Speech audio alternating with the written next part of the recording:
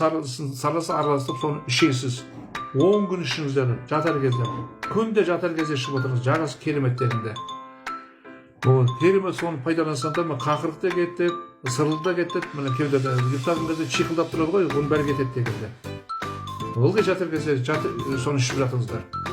Қақырық та кетеді, сырылды да кетеді, міне кеудеде ұйықтаған кезде чиқылдап тұрады ғой, оның бәрі кетеді дегенде. Ылғи жатар кезде соны ішіп жатыңыздар.